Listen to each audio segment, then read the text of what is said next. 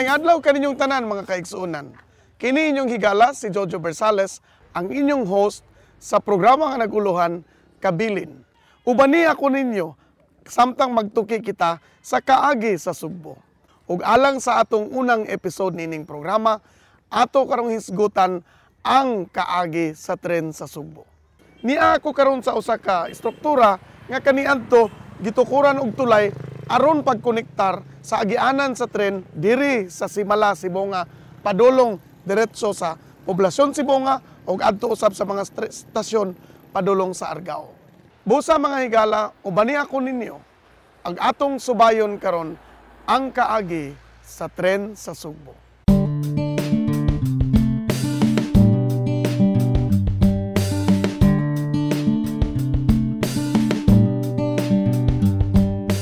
Karon nga adunay mga hungihong may tungod sa pagtukod og MRT o Metro Rail Transit susama sa makita nato sa Metro Manila.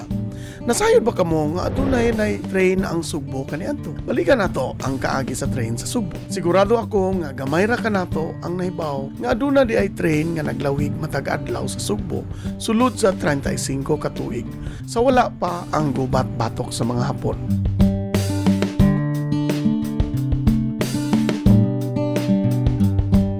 Kining hapsay na kaayo nga Cebu South Bus Terminal, dinhi sa una ang mga train parada para matuog overnight.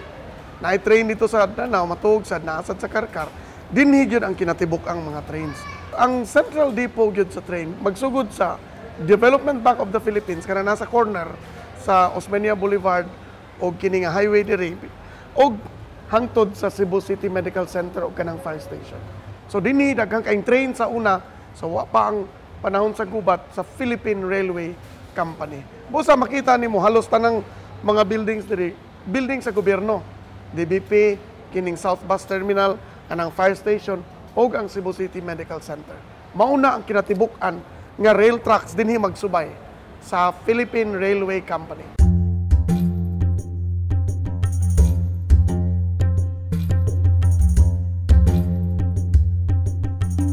Niadtong Mayo 29, 1906, ang Philippine Commission nipasa sa Public Act No. 1497 nga naghatag sa Philippine Railway Construction Company og prangkisa nga magtukod og railway system sa Sugbo ug sa Iloilo.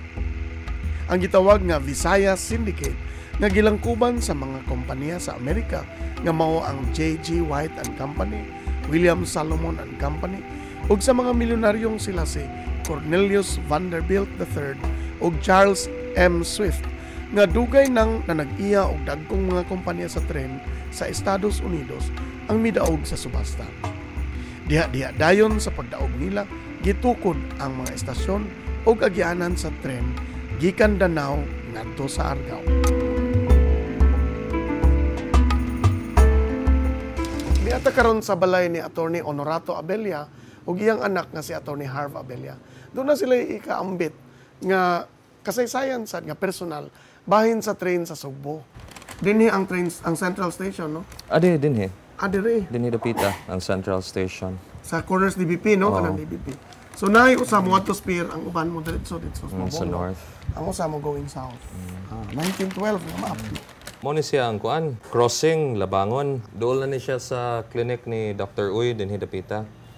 Kay kani mao naman ni Carlock naman eh. Sunod kani 3 de Abril. Dinhi ang sa Labangon Station. Sunod dinhi mao ay Central. Okay, morning ko sa Bilari. Unsa yung hospital? Southern Islands. Oh, Southern Islands na siya. Yeah, park. Wala pa gani ang kuan. Wow, pa. Wala pang Kapitolyo. Kato kani siya mao ni ang Guadalupe Church dapita. Okay, na naman tong simbahan nila by that time. So musubay gid ang train. Maana pa dong spear nasa usa diretso sa north.